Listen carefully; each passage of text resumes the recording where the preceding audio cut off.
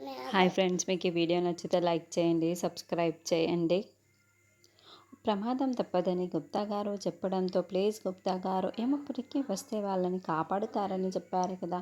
ఇప్పుడు మీరు చెప్పినట్లే నేను యమపురికి వస్తాను, నా పిల్లల్ని కాపాడండి అని గుప్తా వేడుకుంటూ ఉంటుంది. సమయం మించిపోయింది బాలిక, ఇప్పుడు నా చేతుల్లో కూడా ఏమీ లేదు కాబట్టి జరుగుతున్నది విధ్వంసమే. విధికి ఎదురు వెళితే జరుగునది విధ్వంసమే, దీనికి ఎదురు వెళితే జరుగునది విధ్వంసమే అని గుప్తా గారు వెళ్ళిపోతారు. మ్యామ్, ఇలా సైలెంట్గా కూర్చుంటే పిక్నిక్కి వెళ్ళినట్టు లేదు మ్యామ్, సాంగ్స్ పెట్టమనండి మ్యామ్ అని అంజు అడగడంతో డ్రైవర్ సాంగ్స్ పెట్టు అని ప్రిన్సిపల్ చెబుతుంది. అప్పుడే డ్రైవర్ సాంగ్స్ పెట్టడంతో పిల్లలందరూ గోల గోల చేస్తూ డ్యాన్స్ చేస్తూ ఉంటారు. అదంతా కూడా ఆ డ్రైవర్ తీవ్రవాదికి చాలా తలనొప్పి పుడుతూ ఉంటుంది. వెంటనే సౌండ్ తగ్గించేయడంతో మేడం, మ్యామ్, ఏంటి సౌండ్ తగ్గించేశారు, పెంచమని చెప్పండి అని పిల్లలు అడుగుతూ ఉంటారు. డ్రైవర్ సౌండ్ పెంచు అని ప్రిన్సిపాల్ అనడంతో మళ్ళీ డ్రైవర్ తీవ్రవాది సౌండ్ని పెంచుతారు. మళ్ళీ పిల్లలు గోల చేస్తూ ఉంటాయి. సైలెంట్గా కూర్చోలేరా అని డ్రైవర్ అరుస్తూ ఉంటాడు. డ్రైవర్, నువ్వు రోడ్డు మీద కాన్సన్ట్రేషన్ పెట్టి డ్రైవింగ్ చేస్తూ ఉండు, పిల్లల్ని నేను చూసుకుంటాను, నువ్వెందుకు అలా అరుస్తున్నావు, నేను చూసుకుంటాను కదా, పిల్లలు ఇలాగే డ్యాన్స్ చేస్తారు, నువ్వు సౌండ్ అలాగే పెట్టు అని ప్రిన్సిపాల్ అంటూ అబ్బా ఏంటి వీళ్ళు ఇంత గోల చేస్తున్నారే అని మనసులో అనుకుంటూ సరే మేడం సారీ అని పైగా చెబుతాడు. తర్వాత ఇక చాలా కూర్చోండి అని ప్రిన్సిపాల్ చెప్పడంతో పిల్లలందరూ డ్యాన్స్ చేయకుండా కూర్చొని ఉంటారు. అప్పుడే బండి చాక్లెట్లు తిన్నా ఖాళీ చాక్లెట్ పేపర్ని అంజు పైన పడిస్తే అంజు కళ్ళకు కనిపించడం లేదా అని అంజు అరుస్తూ ఉంటే నువ్వే డస్ట్బిన్ నీ పైన వేశాను అని బండి అంట.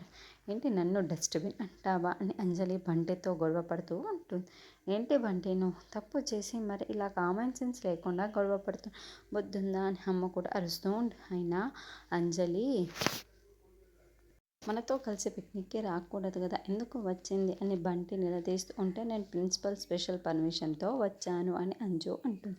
ఎవరికి లేని స్పెషల్ పర్మిషన్ నీకు మాత్రమే ఎలా అని బంటి అడుగుతుంది. అది ప్రిన్సిపాల్ మ్యామ్ని అడుగు, నాకైతే పర్మిషన్ ఇచ్చి అందుకే వచ్చాను అని అంజు అంటుంది.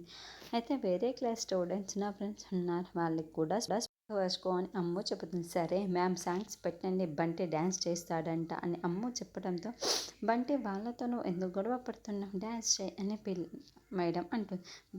బంటి డ్యాన్స్ చేసి కింద పడిపోతాడు. పిల్లలందరూ ఎగతాళిగా నవ్వుతూ ఉంటారు. ఏంటి బండి, బాగా దెబ్బలు తగిలాయా, ఒళ్ళు నోరు అదుపులో పెట్టుకుంటే ఇలాగే మూతి పనులు రాలిపోతాయి అని అంజలి వెక్కిరిస్తూ వెటకారం ఆడుతూ మాట్లాడుతూ ఉంటుంది. పిల్లలందరూ కూడా నవ్వుతూ ఉంటారు. తర్వాత అమర్ రాత్రి బయటలో కారులో బయలుదేరి తీవ్రవాది గురించి ఆలోచిస్తూ ఉంటారు. అమర్ రాత్రి ఇంటికి వచ్చిన తర్వాత అమర్ ఇంకా తీవ్రవాది మాట్లాడిన మాటల్ని గురించి ఆలోచిస్తాడు. నేను డైరెక్ట్గా ఎదుర్కొనే ధైర్యం నాకు లేదు, అందులో మీ ఇంట్లో గురించి అలజడి గురించి విధ్వంసానికి దారితీస్తుంది, చూస్తూ ఉండు అని అరవింద్ తీవ్రవాది వార్నింగ్ ఇచ్చిన విషయం కూడా మొత్తం అమర్ గుర్తు చేసుకుంటూ ఆలోచిస్తూ ఉంటాను. సార్, పిల్లల్ని డ్రాప్ చేసి వచ్చిన తర్వాత కూడా ఏంటి సార్ ఇంత దీర్ఘంగా ఆలోచిస్తున్నారు అని రాత్రి అడుగుతూ ఉంటే మిస్ అమ్మ వాటర్ తీసుకురా అని అమర్ అడగడంతో భాగ్య వాటర్ తీసుకొచ్చి ఇస్తుంది. ఏంటి రాత్రి ఏమైంది, ఎందుకు ఆయన అలా ఉన్నారు అని భాగ్య మెల్లగా రాత్రిని అడుగుతూ ఉంటే ఏమో పిల్లల్ని స్కూల్ ఎక్కించిన దగ్గర నుంచి సార్ అలాగే ఉన్నారు సార్, పిల్లల గురించి ఆలోచిస్తున్నారు సార్ అని రాథోడ్ చెప్తారు. అప్పుడే సదాశివ నిర్మలం అక్కడికి వచ్చి పిల్లల్ని జాగ్రత్తగా ఎక్కించావు కదా, ఇక్కడ ఏమీ అనుమానం కలగలేదు కదా, జాగ్రత్తగా ఎక్కించావు కదా పిల్లల్ని, ఎటువంటి సమస్య లేదు కదా అని నిర్మలమ్మ సదాశివం అడుగుతూ ఉంటే లేదు సార్, అక్కడ రోజు వచ్చే డ్రైవర్ కాకుండా వేరొక డ్రైవర్ వచ్చాడు అని రాథోడ్ చెబుతాడు. అదేంటి రోజు వచ్చే డ్రైవర్ ఎందుకు రాలేదు, అసలు ఈరోజే ఎందుకు రాలేదు, అయినా కూడా పిల్లల్ని ఇలా పంపించారు అని భాగ్య అడుగుతూ ఉంటుంది. మామూలుగా వచ్చే డ్రైవర్కి ఒంట్లో బాగాలేకపోతే వాళ్ళ బంధుని పంపించారంట. మా సార్ అక్కడే ట్రావెల్స్ వాళ్ళకు కూడా ఫోన్ చేసి మొత్తం వివరాలు కనుక్కున్నాడు, నిజమైన డ్రైవర్ అని రాథోడ్ చెబుతారు. అప్పుడే అమర్ మిస్ అమ్మ ల్యాప్టాప్ అందుకో అని చెప్పాను. అలాగే అని భాగ్య ల్యాప్టాప్ తెచ్చిస్తూ ఉంటుంది. అమర్ ల్యాప్టాప్ని ఓపెన్ చేసి ఏం చేస్తున్నారు అని భాగ్య అంటుంది. పిల్లల్ని బస్ ఎక్కించడానికి వెళ్ళినప్పుడు నేను బస్కి ఒక ట్రాకర్ని పెట్టాను మిస్ అమ్మ, ఇప్పుడు బస్ ఎక్కడుంది అనేది వాళ్ళు ఎటు వెళ్తున్నారు మొత్తం కూడా తెలుసుకోవడానికి అని అమర్ చెప్పడం. ట్రాకర్ పెట్టావా, అందుకు అమర్ దొంగలు కూడా జైల్లో ఉన్నారు కదా, ఇంకెందుకు ట్రాకర్ అని మనోహరి అడుగుతూ ఉంటే సేఫ్టీ కోసం మనోహరి అని చెప్పదు.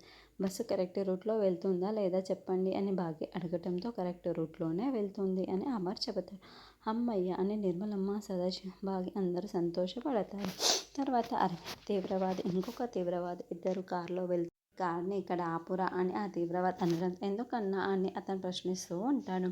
ఎందుకంటే ఇక్కడి నుంచి 10 మీటర్ల దూరంలో ఒక డీప్ ఫారెస్ట్లోకి ఎంటర్ అయిపోతున్నాము.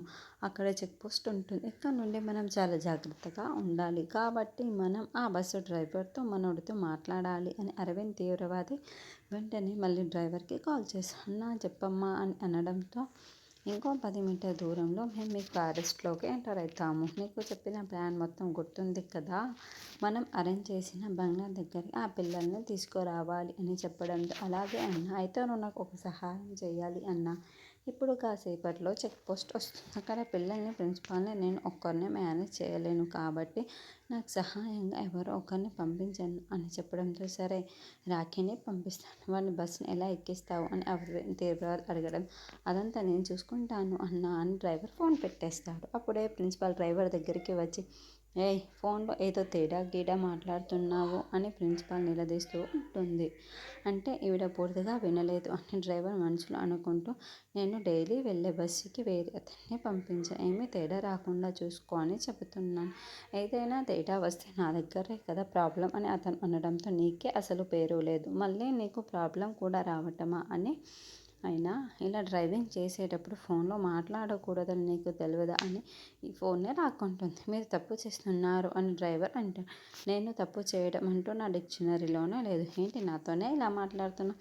మర్యాదగా నువ్వు ఫోను మాట్లాడకుండా నడుపుతావా లేకుంటే నాతో పెట్టుకుంటావా అని ప్రిన్సిపల్ అనడంతో, సారీ మేడం అలా మాట్లాడను, ఇయర్ ఫోన్స్ ఇచ్చేయండి అని ఇయర్ ఫోన్ని తీసేసుకుంటాడు.